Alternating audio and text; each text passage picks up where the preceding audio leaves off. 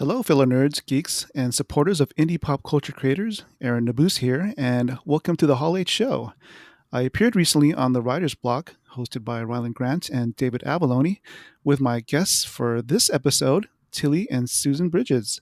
That was a fun conversation, though not about writing, but about creating podcasts, which they produce along with audio dramas through their company, Pendant Productions. Tilly and Susan are also writers in their own right, having created the comic book Killswitch. So I'm looking forward to talking to them about all of this and more. Welcome to the show, Tilly and Susan. Thanks for having us. Yes, thank you. We are happy to be here. I guess all our heroes have an origin story, so I'd like to hear yours. Specifically, where did you grow up, and what did you watch or read when you were younger that left an impression on you? Well, I grew up all over the suburbs of Chicago, and I was thinking about this, and as far back as I can remember, I was always into nerdy and geeky stuff. I loved Star Trek, I loved Star Wars, I loved comic books. When I was a kid, I was especially into Spider-Man. In high school, that sort of morphed into X-Men and then into Superman, and once I got into Superman, I never looked back. Super huge Superman fan, super huge Star Trek fan. I love all things sci-fi. I devoured fantasy and sci-fi novels when I was a kid. So it's just, I don't know. It's been a part of my life since forever. As far back as I can remember, I used to have little, like Spider-Man toys and spaceships. And I was born a geek, I think. So yeah, and Tilly kind of got me into comics, I think, after we met. But before that, I had watched a lot of Star Trek and Quantum Leap. Oh yeah. So much Quantum Leap. And I read a lot. I not like Tilly did, where focusing on fantasy or sci-fi or anything. I kind of read everything, including a lot of things I should have not been reading as a child, but my parents had no idea. You were really into Stephen King. I was reading Stephen King when I was 11, and I was going to the library and taking out books I should not be checking out. But, I was allowed to go to the library and read everything, and so I did. It explains a lot about you. It does. Reading Stephen King when you were that young. Yeah. So, yeah. And I was also in the Chicago suburbs, although we did not meet there. So, yeah. Oh wow! Well, my other question that I was going to eventually ask you was, how did you actually meet? And if you don't mind sharing, what was your meet cute moment? Oh goodness. No. Okay, so we met online writing Star Trek fan fiction. Yes. So that's the geekiest way to meet somebody, I'm pretty sure. Yes, I was in college at the time. You were working in Ohio, and right. She had left the suburbs to go to college in southern Indiana. Yeah. And I was in Cleveland. So we had both at this time, moved out of the Chicago suburbs. And that's when we met each other writing the Star Trek fan fiction. And we discovered we were both from the same area. But not only were we both from the same area, my stepdad and her dad knew each other because they had worked together at the same company when we were kids. Yeah. And we remembered going to the same company picnics, which were every horrible. Year. And since our dads knew each other, they were pretty sure that we'd all met at some time before when we were kids. Yes. So we went to this amusement park that probably had every violation known to mankind. It's like the rustiest, everything was down half place. broken, but you got free ice cream sandwiches, and so we thought it was awesome. That's a pretty good deal for a kid. Yeah. Yeah. Oh, I love ice cream sandwiches. What are some of your favorite flavors for ice cream sandwiches? Oh no, these were the cheapest possible, where the cookie part is rubbery. And it's just it's funny though, because now that I'm an adult, I still have an affinity for terrible junk food because it's because of places like that. Because of places like that. You get that nostalgia hit. Yeah, that chocolate that's so cheap, it tastes like wax. I I'm like, sure. So yes, I have no taste whatsoever. Yeah, nostalgia is a powerful thing. Mm-hmm. Yes. What's it like being married and also collaborating professionally?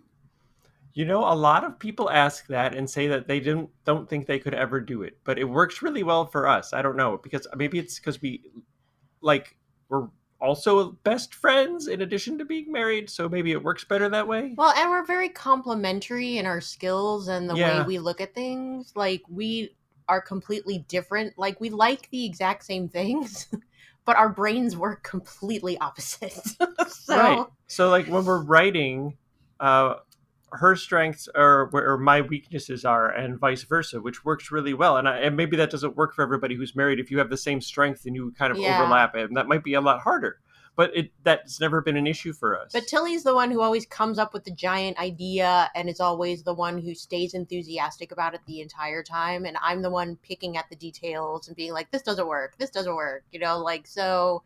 And I think that really is a good approach because like I will never let a piece of writing go out unless I think it's perfect. And Tilly's always like, it's fine, it's great. And I'm like, no. It's So painful it sometimes can be going painful. through the revision process, Yes. arguing over every little Every little detail. thing. Yeah. But yeah, but it's also been really good because now that we're like repped for television writing and television writing is so collaborative, being able to work together and be respectful of each other and not hurtful toward each other, like that's a really basic thing that you have to know how to do in order to collaborate with other creators, and it's a hard skill to learn. Well, we picked up a lot of that too with our audio drama productions, because we work with Yes. so many other people, and there's some shows that we write and produce, but then there's others that we only produce, and they have their own writers and their own directors and their own actors, and so we kind of manage the entire thing. So we've got a lot of experience working with creatives from all different walks of life and in Right, all with different vastly areas, and different personalities right. or different things that they feel like they're not doing well or they're unsure about, and everyone has their own little things. Yep. Um, how did you make your way out here to California? Oh, we came out a while back because specifically we wanted to be TV writers and possibly feature writers, and that's where you got to be. So we saved up, had a little bit of good fortune, and were able to just move out here. We struggled for a really long time because cost of living out here is ridiculous, Yeah. but It's even more ridiculous now. it Back is. when we moved out, I mean, like if we were trying to move out now, I'm not sure we could have done it. Like Yeah, it's crazy. not with what little money we had back then. Yeah, but yeah, we just hadn't really. I don't know. We were just kind of like, why can't we? Like we did have a time where we both lost our jobs at the same time, and then that was very much kind of a, well, now what do we do? Like Right. we had freedom to think about like what do we really want to do, and we started writing together. I mean, Tilly started writing first, and then it became kind of an outlet for us to do our audio shows, just to have a creative way to do something when we didn't have a lot of money. And then as that grew over time and we started writing more and more different things, and it just kind of snowballed from there, I guess. Hmm. So your journey out to California, did it coincide with the creation of Pendant Productions back in, I think, was it 2004? Oh no, Pendant started first. Yeah. It was not long after the birth of our son, and Susan was working full time, sometimes way more than full time, and I was a stay at home parent, and we only had one car, and so I couldn't go anywhere.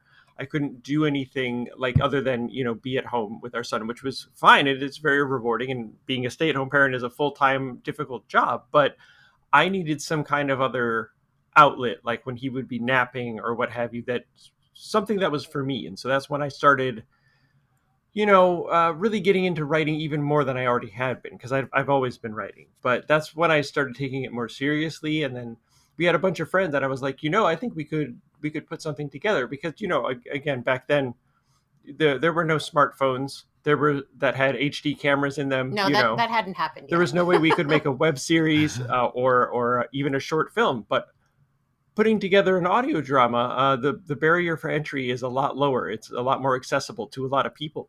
So, um, at the time when we started it, nobody was doing it. We were one of only like 3 groups that I'm aware of in the entire U.S. that was Yeah, this making them. was way before the explosion of The only podcasts. people that were still doing it back then was like the BBC, who had kept the medium going Right. since old time radio back in the 40s and 50s. But So in a way, this was a super nerdy it was niche kind of nobody thing. was making them, but we were really surprised to find we roped all of our friends into helping out in the first ones. So these people had like no acting experience whatsoever. It Yeah, was just and a our bunch first of ones, friends. they were not good. Well, we We were got learning. better. Right, that's how you learn.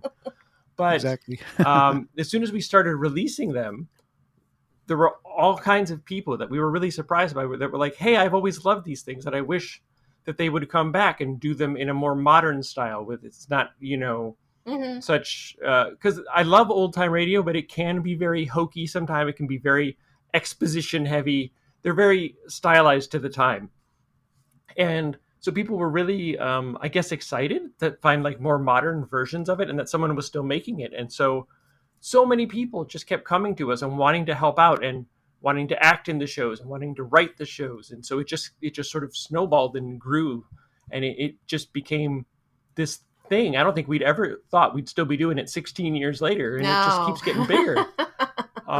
But now, I mean, after what was it like? I want to say 2006 or 7 when Apple uh, invented podcasts for their iPods when the iPod came out, and because before that we were just putting MP3 files of shows on our website and hoping people would find them. That was the only way to release these things. Because we actually started before podcasting because we're that I don't know Yeah. weird, but Your so OGs. yeah. So once that happened, the medium really, really exploded. And again, because it's so accessible and democratic, you find now that there's like last year, I think there were 400 or 500 brand new audio drama shows that just started last year, which is nuts. And it was the same like in 2019. It wasn't just because of the pandemic. And there's more than you can keep up with. There's more than one new show every day. It's completely bonkers. But now we have many top sci-fi podcasts on We Apple. do. 6 of our shows are in Apple's top 60. I don't know why it's top 60. Apple's weird. Top 60 all-time scripted sci-fi podcasts. So Yeah. that's really cool. That's awesome. Now, how do you decide what podcasts or audio dramas to produce? That's a good question. I don't know if there's any one. We don't like have a checklist or anything. Sometimes it's just a show that we want to make. So, like the ones that we write, we're like, this would be really fun. Let's do it, and then we make it happen. But we've produced other people's shows, and they're generally shows that we just believe in, and we believe in what they're trying to do or the people making them, and we just want to help them tell their stories. But we do. Also, the more we write, Yeah. we have a good sense of where does this fit, because like we have written screenplays, we've written television pilots, we've written comics, and we've written audio dramas, and so many of those certain stories are just not well suited to certain mediums. Right. I mean, things can be adapted between mediums, but some definitely lend themselves to certain mediums more than others. Right, and it makes sense that sci-fi is a big hit because like it's so difficult to get a sci-fi, because even for TV and film, sci-fi is expensive. It can, and so you can do Right. much The special larger effects budgets get nuts. right, you can do much bigger, crazier things if you do sci-fi in podcasts and if you do sci-fi in comics, which is kind of how we've done it. Right. But yeah, I mean, with the other shows, we have a limited, amount of manpower. Of most of our shows are all volunteer productions, just people who Yes. love what we're doing and want to help out. We do occasionally have completely paid productions from time to time, but on the whole, it's just how much we believe in the project, and if we have people who are excited about it and want to work on it. Yeah. And do you have any advice for anybody wanting to start a podcast or audio drama? Oh, goodness. Well, I think the first step would probably be starting small.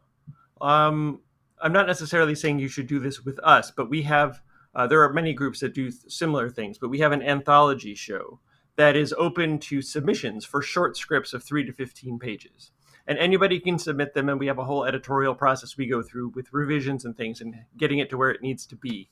And I would definitely say maybe doing, even if you just want to then, you want to direct and audio mix it yourself, to learn that part of the process, do that first, but just start small. Don't, go ambitious. And I have this 10-season story with 500 episodes, because it took us at least probably a couple of years to really learn the ins and outs of the medium. Writing for audio is very, very different than writing for any other medium, without making it sound kind of hokey like some of the old time stuff did, and very unnatural dialogue, exposition heavy. So, and it also takes time to set up a structure and say, okay, how am I going to do this? How am I going to get lines from actors? Right. And you need to be able to do as much yourself as possible. I mean, if you're starting out, yeah, and there's a large organizational aspect to it that people don't think of, especially if you want to do something that's ongoing, because, the way our shows work now, we generally work like 3 or 4 months in advance. So when you're hearing one of our episodes, we've already got 2 to 3 completed ones already done after that are just sitting there waiting to be released. Right. Because, to have a cushion if something happens. Right, because we want to keep our release dates that we announce, so people can know when they can find our shows, especially with, 500 new shows a year. You want people to come back. You want and not them to forget know about that you're coming so they back. gotta know when they can find the new episode. So that gives us a nice cushion. If, an actor or director gets sick and they can't get something done on time, it doesn't affect when we can release the episodes. We have time to catch up in production. But because of that, that means, like, we'll write the first episode, and then while that actors are recording that, we're writing the second episode. And then while the director's putting the third episode together, the actors are recording the second episode. No, I said that backwards. You said it backwards. While the director's putting the first episode together, the actors are recording the second, and we're writing the third. And so it's all of these revolving deadlines that's really hard to keep track of. You have to have a really good organizational sense to do that. Now, I mean, that's one of the ways we do it, but there are some of our shows, we get the entire season of scripts written ahead of time, which is very beneficial for a lot of people too. So it depends on which way you work better. Mm-hmm. And the way to find that out is to just do it. You give yourself deadlines that you try to meet and see what works best for you. But I would just say start small. And don't assume you're going to be a giant hit, because chances are you won't be, but you will learn a lot from the process. Right. I mean, it takes a very long time, in our experience, for scripted podcasts to find an audience, mm-hmm. especially these days with the abundance of shows out there. So you have to just keep doing it, and it might take a couple of years of constantly releasing stuff before you start to see really bigger numbers, depending on, how quickly people can find it and start talking about it. So you got to be patient. But it definitely teaches you skills for being mm-hmm. a professional that are going to carry forward into all kinds of things, for sure. Awesome. I sort of want to segue and talk about Killswitch, but I also want to talk about your creative journey as writers. Would you mind, I guess, talking a little bit about that? Well, mostly, I mean, I had written some stuff in school, like we all do when we have creative writing assignments, and I always kind of liked those, but it never occurred to me that I could actually try to make it a career, or was something that you could do for a living, because I don't know, where we lived in the Midwest, in the Chicago suburbs, it wasn't a thing people told me I could do. It wasn't a viable job or career or life choice. So I didn't really know, but it was when we started the Star Trek fan fiction writing that I was like, I really, really love this. I would really love to turn it into something more than this. And so it was a few years after we started that where I started writing more outside of that. And I wrote my first screenplay, which was so bad, but everybody's first screenplay is so bad because that's how it goes. It takes so many to find your voice, to find your style, to learn what the kind of stories you want to tell and to be able to tell it the way you want. So I was doing that for a few years, and then I roped you into doing it with me. Right, because before that, I mean, I was an editor. I went to school for journalism. I was a copy chief. I wanted to be an editor, really.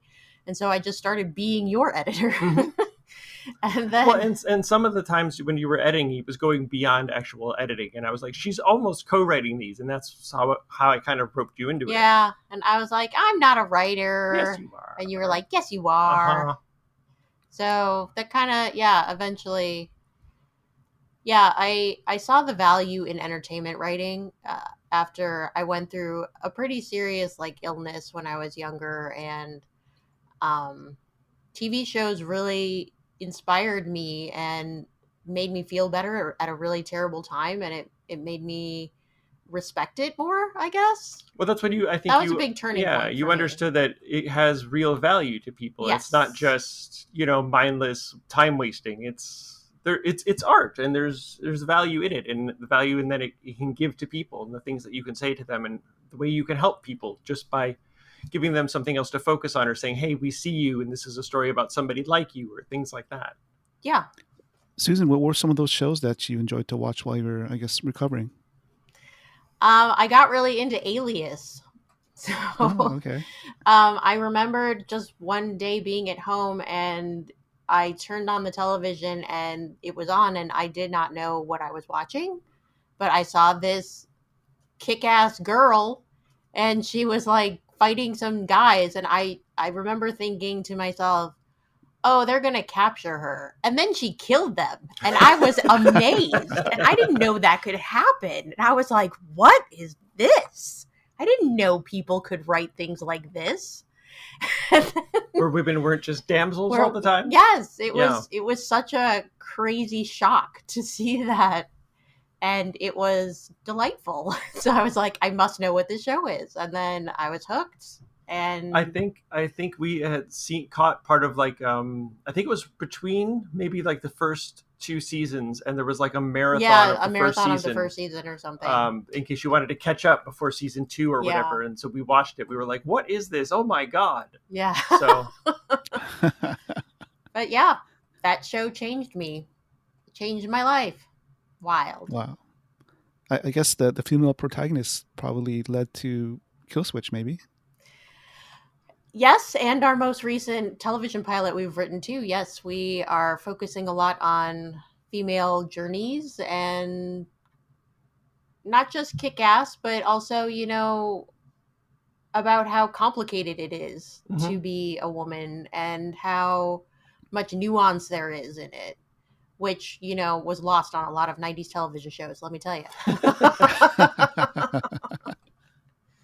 But yeah, Killswitch came about. We wrote it first as a screenplay, which we've been kind of doing our comic projects that way. And a lot of people say, oh, screenwriters, they're just making comics so they can, break in because they see comics is easier. It's not like that for us. Well, Like, I think we, for us, the reason that we generally do it that way is like it seems to be that screenplay format, just the way the script is laid out and the formatting of it, works with our brains best, and we can get the story out best that way. And so then we will do that, and then we'll take that and adapt it over to a different medium. right. And it like helps you to see the whole story laid out and be like, okay, now how would I break this into 4 issues? Now, how Right. would this work visually? And since Killswitch was, it would have an insane budget if it was ever made.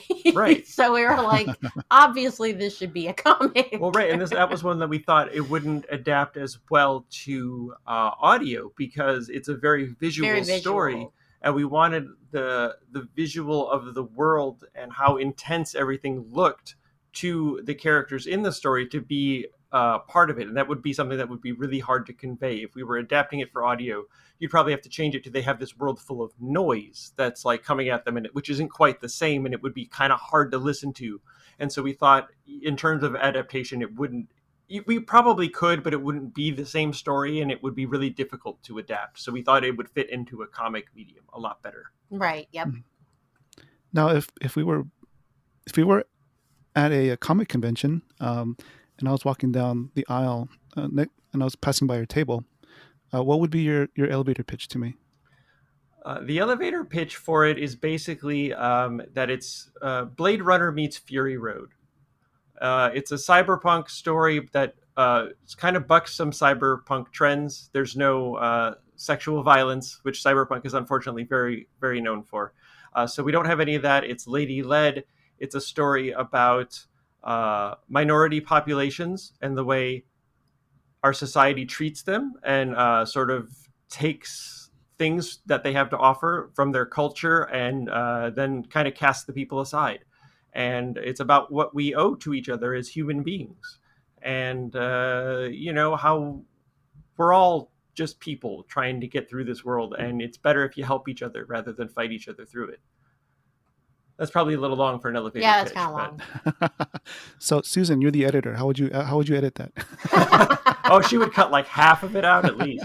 Yeah, in general, I'm just like it's cyberpunk, but where the women are actually in control of their own futures. And that's interesting you'd say that because the keyword being future, because I guess the augurs have clairvoyant powers, right? Yes, well, sort of. That's a very interesting story about how that came about, and the whole concept for the comic came about. I've told this story a few times, but I don't think it's been on a podcast yet. So I've mentioned it on Twitter here and there. But we read this study years and years ago. It was a scientific study done by a professor at Cornell, and it kind of ties into I guess what got us thinking about along the lines of this first is that there are astrophysicists who think that time isn't necessarily linear, but it's just the way our brains interpret the world around us is in linear time. That's how our brains make sense of time. So their sort of theory behind this is that maybe time doesn't really exist and everything has just happened all at once. And so we got to thinking, well, if that was true, then wouldn't your memory be this? All your memories would be there your entire life. You just don't have access to them. Right. It's like if you knew how, you could quantum leap around inside your own memories. Right. And so the study, to get back to where I started, I guess I told that a little disjointed, but the study was this professor, he wanted to see if people could predict, I guess, a memory that they might not know that they have. So his method for this was he set up this screen, and he did it with like 1,000 people. And he would, one side of the screen would be blank, and the other side would generally not have something, or might flash an innocuous image, but sometimes it would flash a pornographic image. And the reason he did this is because whether you love it or you hate it, people have very strong reactions to it. Nobody's really ambivalent about it. And so things you have strong reactions to, you have stronger memories about. And so they had this little button, and he wanted them to hit the button anytime they thought a pornographic image was going to appear on the screen before the image actually popped up.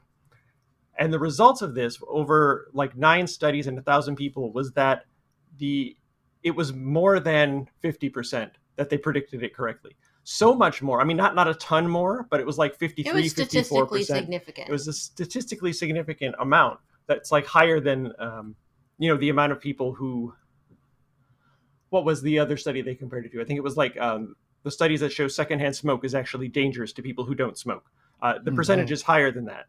Now, he cautioned that this was just, preliminary studies and more work had to be done. But that sort of tied in with everything else. We're like, so what if all your memories were there? You just can't access them. And what if there were people who could access them regularly? Right. It was kind of like if deja vu is a real thing. Right. What deja vu is just you're like, oh, wait a minute. That's an actual memory that you have of that moment that you're realizing you already had when the moment's happening. And so if people could do that, what would they do with that information, and how would they treat those people? How would society treat those people? And we thought they would not treat them well at all. And so that's where the whole story spun out of. Right. It came down to like, okay, so they would imprison these people to get the information. Right. And even though they're using this information for good, they're still treating the people horribly. So what's the solution to this? Right. I mean, and it brings up really, tough ethical questions. If you lock up 6 people to save 4 billion lives, is it worth their complete loss of freedom to save those 6 billion people? Right. So it's and it makes it a situation where the bad guy has clear motivation and thinks they're doing the right thing. So yeah, it had a really strong ethical, I guess, dilemma within it that really intrigued us. Mm-hmm. So if I gave you a large enough budget to, say, create the movie or the TV series, and seeing as how you already have the screenplay, who would you cast as some of the main characters? Oh, no, we've never thought about that, have we? Literally never. I don't know. Who would be good? I don't know. Hmm. I'm really bad with actor names too. This is not helping. I don't know. You can say maybe they're what they play and whatever. Who's Naomi on The Expanse? Dominique Tipper, I think. Oh yeah, she's She might great. be really good as Marcella. There was someone else I thought would make a really good Marcella. I don't know. Let's make it Holly Berry. I wouldn't mind that. She did a space show. She likes space. She did a space show? What space show? I can't remember the name of it right now. Okay. I didn't remember her being in a show. She did. Okay. I swear. I believe you. Okay. IMDb will tell us later if you're lying. Yeah.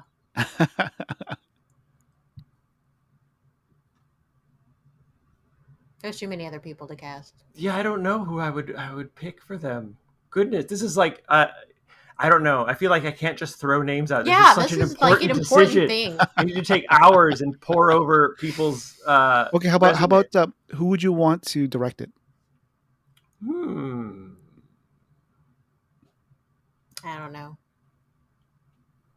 I think Jonathan Frakes, so we can meet Jonathan Frakes. That's all. Nice. Just so we could meet him. Just so we can meet him. I think you would want a lady director. No, that's true. Because it's very. Who's the lady who directed the Picard episodes, the first couple? I can't remember her name. She would be good though. It's a H. I can't remember. Yeah, she was good. Those first couple. I gotta look it up. Oh, what was her? I think I follow her on Twitter too, and I can't know. remember her name. Is it Hanelle Culpepper? Maybe. That sounds like it might be right.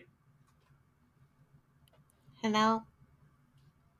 Yes. Cool. Yes. I guess we'll have to revisit this question Hanelle Culpepper. Next time we have you on. We'll be friends with Hanelle. Okay, Culpepper. Sure, and yeah, we'll prepare next time. We'll have a whole cast list written out for you. Besides Killswitch, are there any other comic books in the works? Yeah, we have a sci-fi action comedy pitch. The first issue is done, and we're sending it around with the pitch. It's at a couple of different publishers now, so we're hoping somebody will pick that up soon. But if they don't, we'll take to Kickstarter probably to get it made. But it's a really great, fun, all ages romp. And it's got an all-lady creative team on the comic right now. It has Megan Levins on art, and Brittany Peer doing the colors, and Gabriella Downey doing letters. And so the first issue looks really, really good. We're really happy with it. So hopefully some publishers will be too, because it would be way easier if they would just wouldn't that be make nice? it for us so that we don't have to do Kickstarter. What's the pitching process like for you? In this current environment. I don't know. Killswitch was the first book we really pitched around, and so we don't have a ton of experience, to say how different it is now than it was before. It's tough. There's not a lot of publishers that are open to pitches. It helps, like our manager has contacts at a couple of publishers, so he could ask them if he could send a pitch over, and they, would take a look at it. So, But for the ones we found, we just send kind of the elevator pitch, and then they request the pitch package. Right. We have it's like depending on the project, there's a little document that's probably like 8 to 10 pages long that outlines the characters and what their arcs are. And it tells you the complete story of each issue breakdown and the themes of everything and the entire creative team that we have lined up so that they know what they're getting into. And we try to send along at least as much of a completed book as we can so that they can see that it's not just a good pitch maybe, but that we can actually execute it in comic form, because that's different than just a pitch itself. So, right. Speaking of creative teams, how did you find the creative team for Killswitch and also for your new comic book?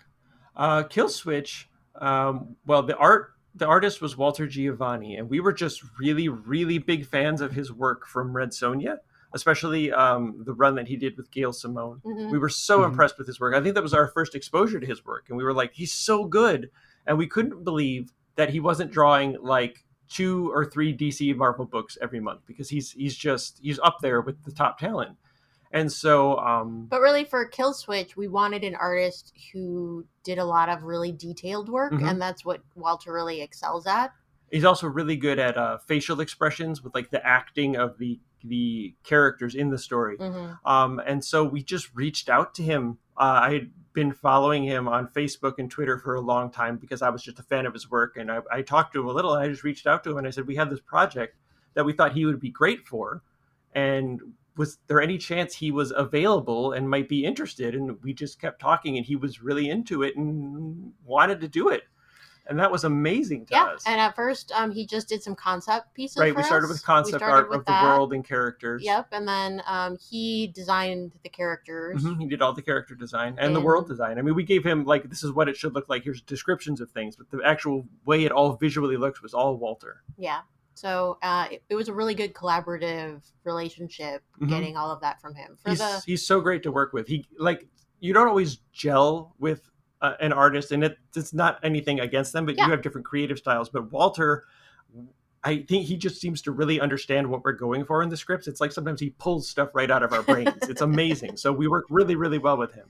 And then the colorist, we weren't sure whose colors were going to look good over his art, because every colorist is going to color a page differently. So we actually did secret auditions for colorists. Well, we found a few that we thought we found samples from that we thought they might be pretty good. They might work well with him, and so we had them color his just some of the concept art to see how the marriage of his art and their colors went together. And so we basically paid multiple artists to color the concept art, not really telling them that this was an audition. Well, we didn't say it was for an ongoing project either. We just said we have some concept art we would like colored. And so they did it. And Brittany Peer is the one that we selected because she had the look of the world that we wanted. And she also did incredible reflections. She's really good at reflections, yeah. And that was really an important thing. Well, yeah, and the interplay of light and shadow she's really good at. And so the light in Killswitch is a really important part of the story, the cacophony of light that the augurs experience, and all the visual noise everywhere. And she was really good at conveying that. And we wanted it to, be really bright and really intense. And that's what she brings to all her colors. And so that's how we got her on board with there. And then the letters, the first two issues were done by Simon Boland, who we'd worked with before on a couple of pitch projects that we had done. He'd lettered a couple pitches for us. And anthologies, yeah.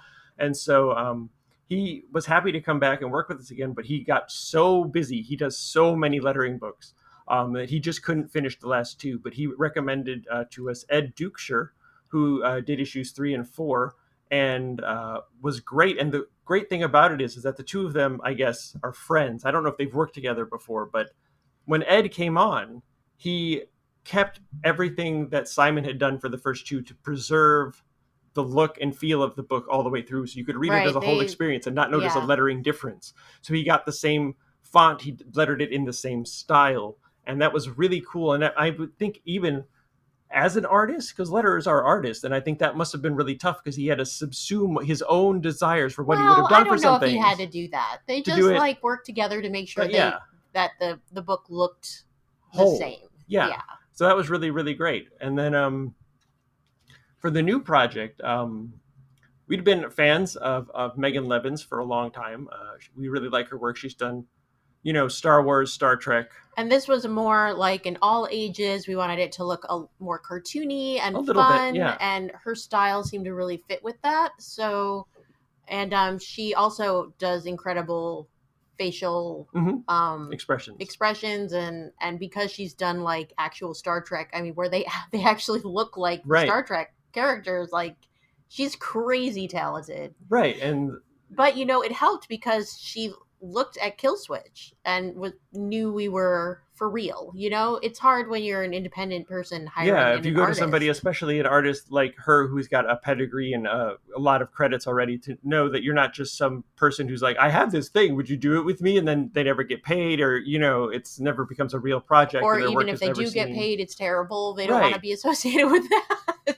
So it did help that we had a book out that she could look at. And there's reviews online saying it's good. And so she's like, okay, you guys are. But that was just another instance of we'd followed her and interacted with her a bunch. And then we thought she would be perfect for this project. And so we just reached out to her to see if she was available. And so I guess the secret to that is, if there's an artist you would love that's on your bucket list to work with, it doesn't hurt to send them a message and just say, hey, I have a project we think you'd be great for. That's one of the most interesting things about it, though, is trying to find the artist who's right for each project. Yeah, it's so specific. Like I mean, I can't tell you how many times I've seen people being like, "I'm looking for any artist to draw this for me," and I'm like, "What are you doing?" Right, because the That's not. styles are so different. It's going to change the entire tone of your story. Yeah, like it's like a lot of newer writers who want to write comics don't realize the incredible amount of collaboration Yeah. and how much working with your creative team is going to elevate or hopefully not go in the other direction, Right. because all of you work together to make one thing. Right, and it's important to know that they're better at what they do than we would ever be. Exactly. So, like, Like, when of course we write out what we think a page should look like. right, but we always give them freedom to change it. We're like, so we lay it out panel by panel, but there's even in some spots where we're like, this should be more than one panel to display this moment, maybe 3, maybe 4. Do what you feel is best, because you're the artist and you will know how to pace this and convey it better than we do. Right. Or like I remember one of the fight scenes in Killswitch where, I mean, Walter just I couldn't even believe what he turned in. Like that one moment where like Marcella's flipping over in a chair. Yeah. Like I was just like, I could never in a million years have said do that. Right. But like he knows what to do, and like he just changes it up when it needs to be changed, and Yeah. we're like, man, that's Well, great. and we make sure he knows he has the freedom to do that. Exactly. We're not locking him in to do exactly what we say. He's not just our like pencil monkey. Uh-huh. You know, he's a creator just like we are. They're your course. collaborators, and so you have to. There's That's give so and take, important. and yeah, you have to work with them. Let them do what they do best. Mm-hmm. Awesome. I guess we'll take a little break and we'll do a thunder round, which is our round of random questions. The first question is, what's one of your favorite words and why is it one of your favorites?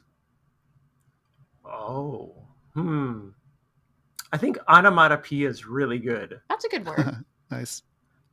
I love that there's a word that describes words that Like, describe sounds. words that describe very sounds meta. that are words. Yeah, Yeah. exactly. I love it. Well, I Susan? don't have a favorite word. yes, I'm sure you do. Well, I make up my own words. Those are my favorite words. Like what? I can't remember now. Now I'm on the spot. Okay, we'll give you some time to think about it. Okay. If you make first contact with an alien from another galaxy, what would you give this alien as an example of what Earth has to offer? Pizza. Number one. If you give them pizza, they're going to be like, okay, this planet's worth, talking to you longer. I don't know. I'd resist the urge to be like, take me with you and we should leave immediately. What's the best thing about Earth? Dogs. Dogs. Oh, dogs are good. They should just take dogs. I mean, dogs are better than people. Dogs are better than people. Take our dogs and pizza. You'll be happy. Yes. Since you mentioned pizza, describe your perfect pizza. I think mine is probably pepperoni and pineapple. I know that's a sin to a lot of people, but I love. No, I don't think so. Not on my podcast. I would have good, to good. agree with that one. I love the way the sweetness cuts into the tang of the cheese. It's just it mixes together so well. I love it. Yeah, I love it too. And the pepperoni, that little bit of spice in there. Oh, so good. Now, I mean, are you sort of biased for Chicago style pizza since you grew up in that area? I'm not actually. No, I'm not that fond We of were it. never really big fans of it, were we? I mean, I don't know. Deep dish pizza is fine. It's good, but it's kind it's of not really pizza. It's It's more like its like- own thing. it's like pasta soup. Is what No, it is. it's not like soup. It's a little bit Like a like soup. casserole. Yeah, It's like a casserole. It's yes. not a pizza. Yes. I don't know. We're gonna be disowned by Chicago. And the crust is weirdly different. It's a lot different. Yeah, we could never show our faces in Chicago again. It's fine. Whatever. If you had the ability to time travel, who is someone that you would want to have a conversation with? I would love to talk to Rod Serling. Nice. Ooh, that's a I good love one. Rod Serling. He was I love his so work. ahead of his He's time. so ahead of his time. So he was just, and like, oh man, I follow his daughter on Twitter. She posts all of these quotes from him from speeches he gave and talks he gave. And I'm just like, he was so, man, he just got it. He got, equal rights in the way people of that time struggled with. And, the messages and the themes that he worked with in all of his Twilight Zone episodes, he just blows me away. He would definitely be my top choice. That's a good choice. I would have to go You're with. just taking all my answers. Yeah, I know. Rude. I know. What are some of your favorite Twilight Zone episodes? Oh, I'm real bad with titles. Yeah. Okay.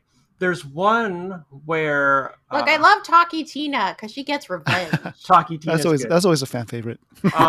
There's this one that I can't remember the title of, but there's this one where this guy like goes into work and nobody remembers him. It's like he never existed, and he's like, "But I worked here yesterday." Oh yeah, the guy that went in the bank. It was a bank. And nobody remembers him. His wife doesn't remember him. Nobody is like he never existed, and I love that one. That was a good one. Themes. It's really interesting though because that sort of theme runs through a lot of our work, and I think you can draw a line from that Twilight Zone episode to The Prisoner, which is another show that we love really much that deals with the same themes. And then there was this show in really early UPN times called Nowhere Man. It only had one season and nobody remembers it because nobody watched it except for me, and I loved it. And it was a great show. But it's very much like The Prisoner, and it's like that where this guy, he is at dinner with his wife and he goes to the bathroom and he comes back and his wife doesn't know who he is. Nobody knows who he is, and he spends the entire season trying to figure out what has happened. Why? Mm-hmm. And are people lying to him? Is there some conspiracy? Nobody knows what's going on. And so that sort of search for identity and what is the reality of the world and who am I really runs through all of our work. It definitely does. Yeah. Yeah. I like that one a lot. Cool. When will you feel comfortable attending comic conventions again? Probably not till 2022 for me.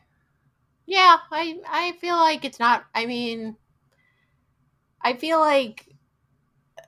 even before the pandemic, San Diego had gotten so big. I felt like it was really diminishing returns. I mean, like years ago, it used to be that, it was easy to meet editors at San Diego, and now it's just like impossible. So, I mean, I don't feel a real need to go back to it as much.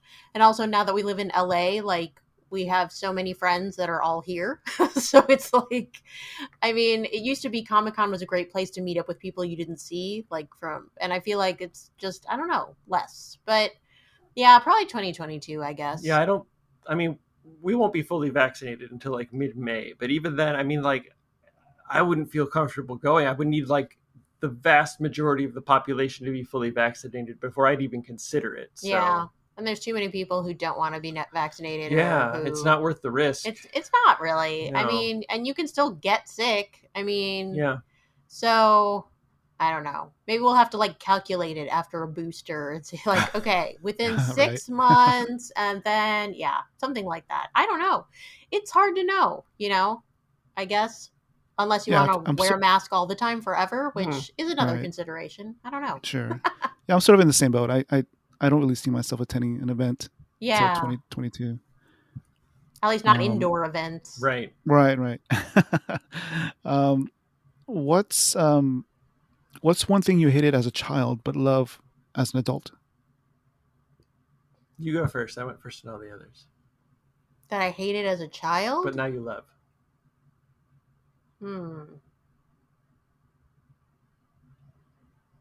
I think Star Trek Voyager made me mad as a young person, and now I like it. I don't know why. Really? Yeah. It made you mad? Yeah.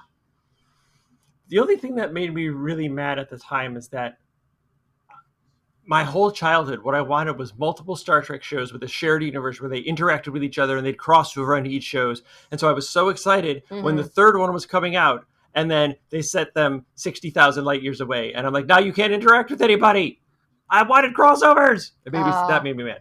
But no, my answer would be probably mustard. I couldn't stand it as a kid, and now give me anything with vinegar. I love it all. Love it. Vinegar. Oh yeah. Just dunk me in it. Oh, so good. I think that's one reason I love Korean food is because of their pickled, kimchi. Yeah. Yeah. That makes sense.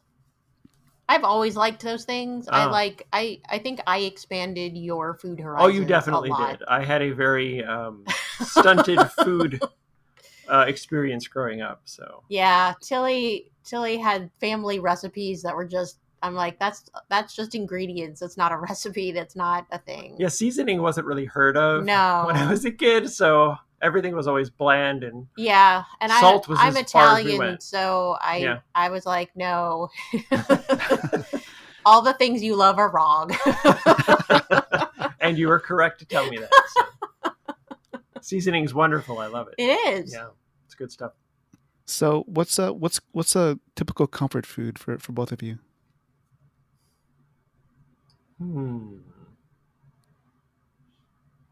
I get a lot of comfort out of pizza and burgers. I like that kind of junky food. But if I had to have like one comfort food, it's that stupid Kraft macaroni and cheese out of the box, because I had that when I was a kid, and it always makes me feel like this warm childhood nostalgia. And I'm like, oh, that's nice. Even though it's not that great, it's okay, but it's not real mac and cheese, which is way better. But it has its own special weirdness that real mac and cheese doesn't get to, and so there's something about Yeah. it that makes me happy. That makes sense.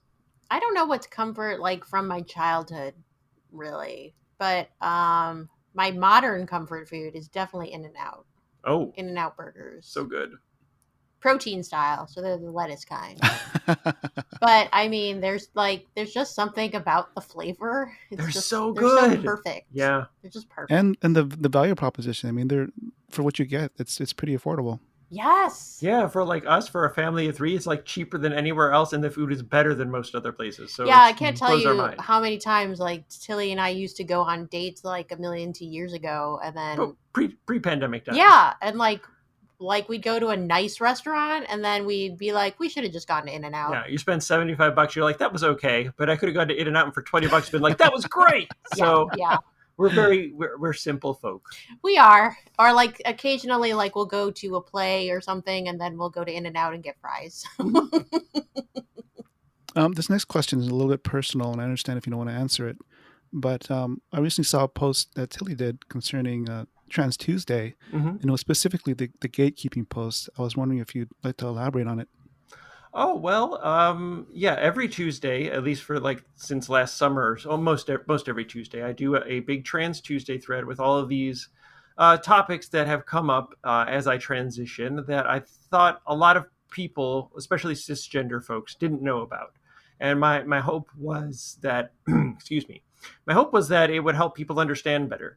And, I've had a couple of people who are maybe exploring or questioning their own gender tell me that it's helped them along the way. And a lot of other people say that it's helped them understand and relate to what trans people are going through better. And if that makes it easier for one other trans person in their life because somebody understands and accepts them better, then that's the whole reason I do it. And that post specifically was about I'm in a bunch of different communities for trans people. They're all virtual now, obviously, with the pandemic, but like Zoom meetings and like message boards and like Facebook groups and Discord servers. And they're by and large very supportive. People talking about issues that relate to, transitioning or being trans. And it helps to have those people that understand your experience and can talk about that with.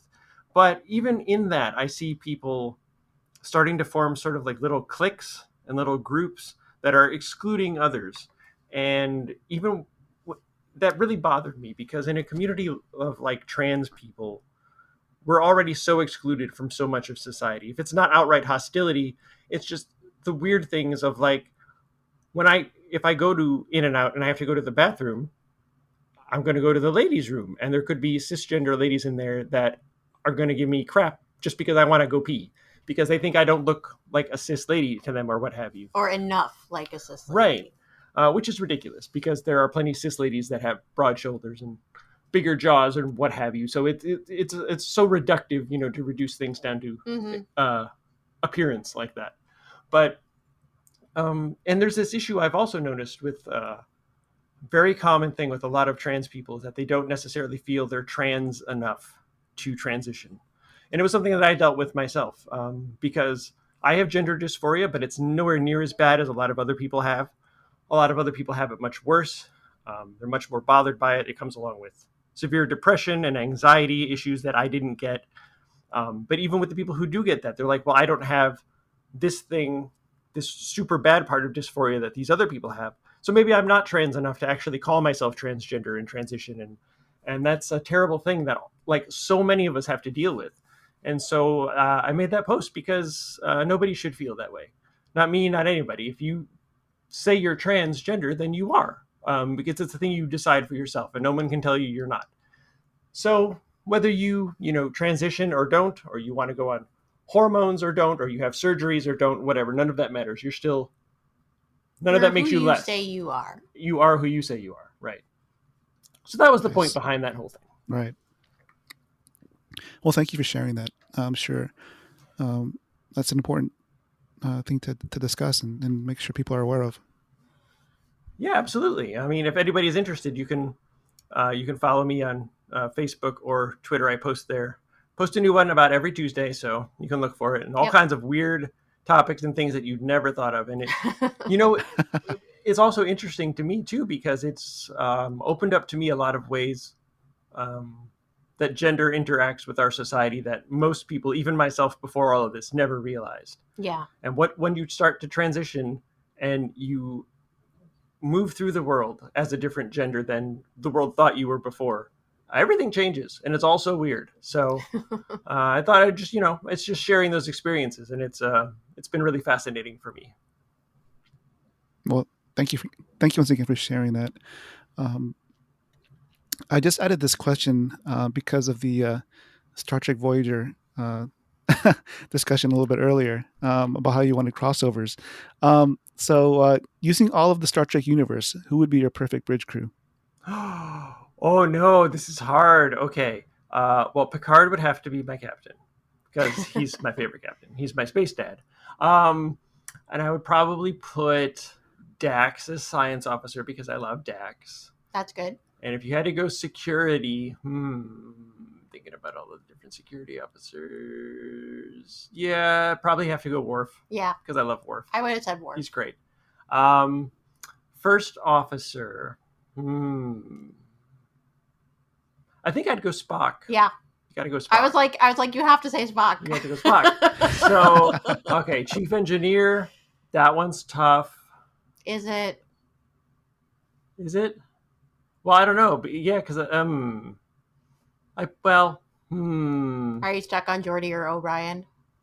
No, I was stuck on Geordi or Scotty. Oh, I love. I do love O'Brien too. See, it's the problem. I love all of the characters so much. This is really hard. It's like asking me my favorite kid. Okay. I can't. You pick the engineer. I can't do it. You pick one. Yikes. Pick one. I'm gonna pick Geordi. Okay, that's fair. What about Who else? Who are we on now? We need a doctor. Oh. The doctor from Voyager. Oh, yes. The EMH. The EMH? So good. For sure. So great. I mean, again, this is not to denigrate the other doctors who I love, but he's just perfect. He's a bit of magic. This is very good. Who are we missing now? Who are we missing? Con and Ops. Yep. Who do you put up there? Gotta have Data. You have Data at Ops? Yeah. Data and Spock, that's a formidable crew. I know. Right? Okay. We need to put them together. They are interesting. They had scenes together in Next Gen. Well, they need more scenes. Okay, then who would you put over at the con?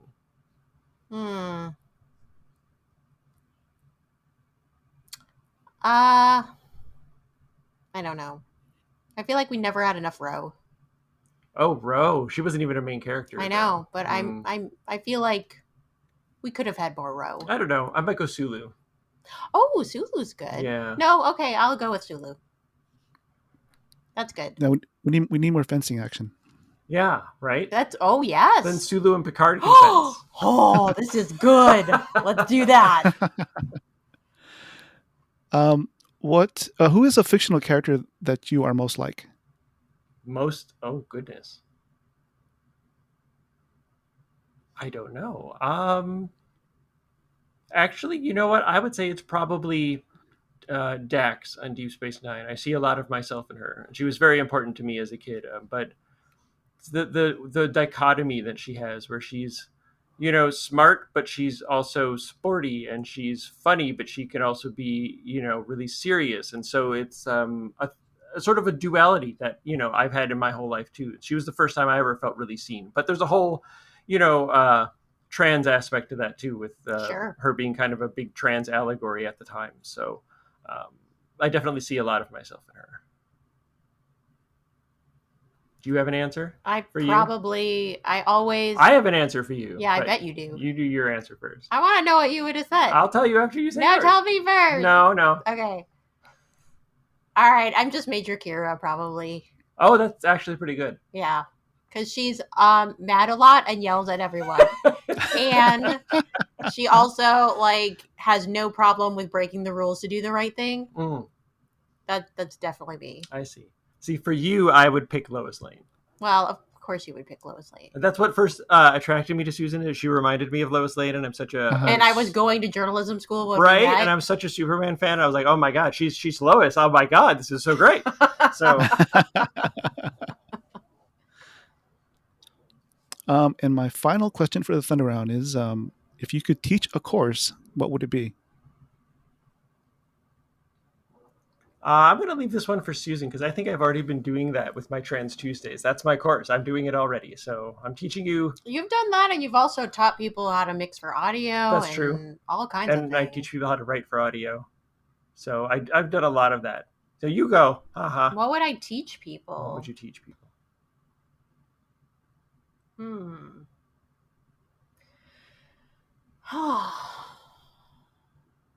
I don't know. What would I teach people?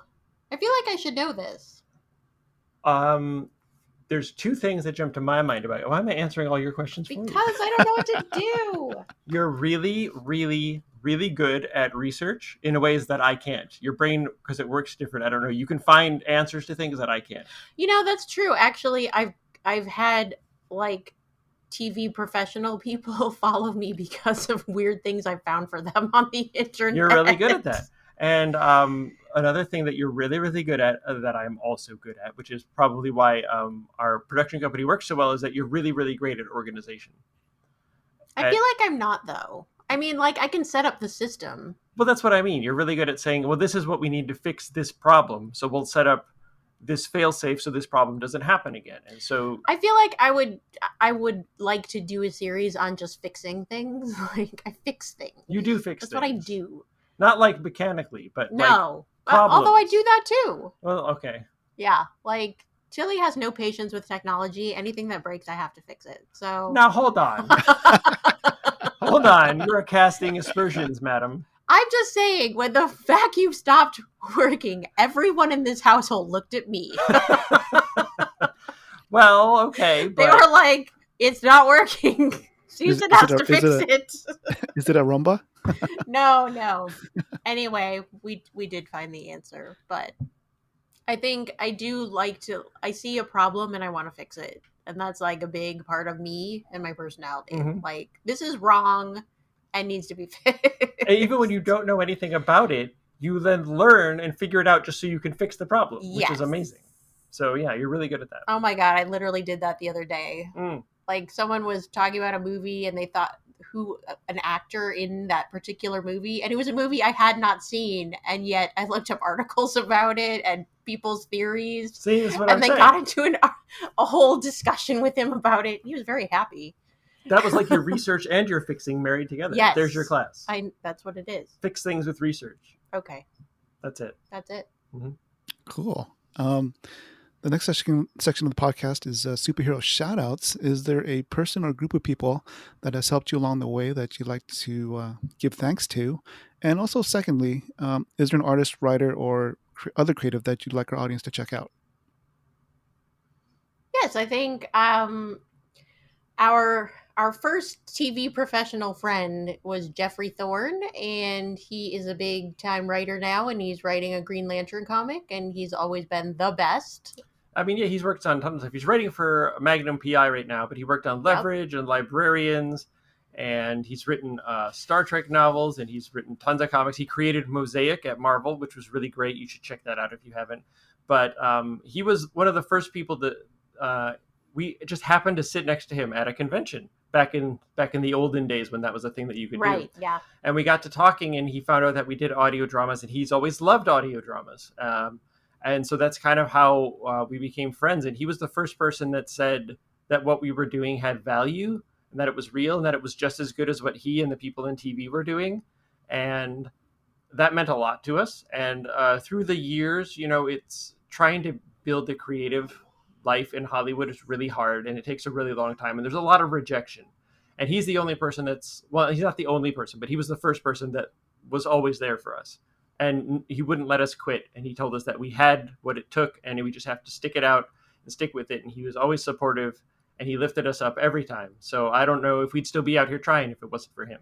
There were a couple of really low moments that he was always there for us. Yeah. So he's really, really good. And yeah, he's writing Green Lantern at DC now. You should definitely check it out. Really good stuff going on there. And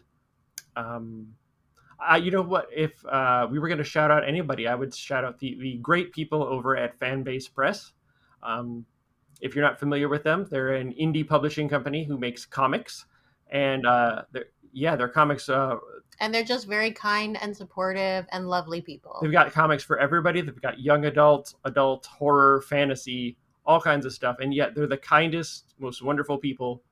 We've become very good friends with them. And it's a dream for us to actually work with them one day because we love their work ethic. We love the way they run their company. The way they treat their creators is really... we've learned sometimes creators don't get treated so well by some certain places in this industry. And that's not them. They are the best and the most wonderful. They treat people with so much kindness and respect. And so if you haven't checked out their stuff, you should definitely do that. They've got all kinds of books on their website. And if you don't know how libraries. to do an elevator pitch, all you got to do is stand next to Barbara at a booth for like 15 minutes and you will learn. She's something. really good. She is so good at it. Yeah. So shout out to Barbara and Brian. Yes. Dylan. Absolutely. The best people. And they're twins, I guess. That's right. They're brand new twins. I guess we'll start closing out the show. Is there anything that we missed? Are there any other projects that you'd like to promote? I also wanted to ask, will there be a continuation of Killswitch? I don't think we missed anything, did we? I think we covered it all, right? I think Mostly. that was it. There are other projects that we've worked on and stuff. If you want to see like our full list of credits and all kinds of stuff, you can go to our website, which is birdguest.com, which is weird, but there's an explanation for the name on the website. So just go there and look, you'll see. Okay. But as to more Killswitch, we are not sure. Maybe. We wanted to tell a complete story, and we feel that the book does. So it has an ending, but it is slightly open. We left the door open a little bit to tell more if that happened. So it's possible. We're talking with our manager about things like that now. I mean, there's like rights issues and we got to figure out, what form it would take and where it would go and how to do it. But, so that's a we'll see. Right. It's a maybe. But if not, we're happy with it as it is. Yes. And don't be afraid to pick it up and think it has a cliffhanger ending and then it does you're not not. gonna. No, it's a complete story. Yes. So that was important to us. We want to give you a full experience there. But I think that's everything, right? Okay. Well, Tilly and Susan, I just want to thank you once again for taking the time out of your busy schedule. I know it's a Sunday when we're recording this to come on the show. I really appreciate it. Well, thank you for having us. This was a lot of fun. Yeah. And you mentioned birdguest.com. Is that the best place to for our audience to get a hold of you? Yeah, I think that's got all of our contact info. But if you also, you can look me up on Twitter. I'm just at Tilly Bridges, I think. And I'm at Susan L. Bridges. You have the initial and I don't, but I have the initial in my email. I know, and it's hard to remember. So, but yeah, Twitter is probably the best way if you'd like to say hi or what have you. But if you go to our website, it's got all of our contact info and work samples and all kinds of stuff up there. So, yeah. Awesome. I look forward to I guess seeing you in person in 2022. That would be great. Yay! Awesome. Well, thanks again. And thank you for listening to the Holiday Show podcast. And thanks to our guests, Tilly and Susan Bridges. Please give them a follow and check out their comic book, Killswitch, and also the array of geeky podcasts and audio dramas they have to offer at pendantaudio.com. And also check out their website, birdguest.com. We love putting the spotlight on independent pop culture creatives. If you have a suggestion for a potential guest, please let us know. You can find this podcast on Apple Podcasts, Google Podcasts, Stitcher, iHeartRadio, TuneIn, YouTube, Amazon Music, Spotify, and our website, hallh.com. If you believe in our mission to be the voice of independent creators, we would appreciate a rating, hopefully 5 stars, and a comment on Apple Podcasts. Please spread the word on social media using the hashtag HallHShow. Peace, cheers, and stay safe out there.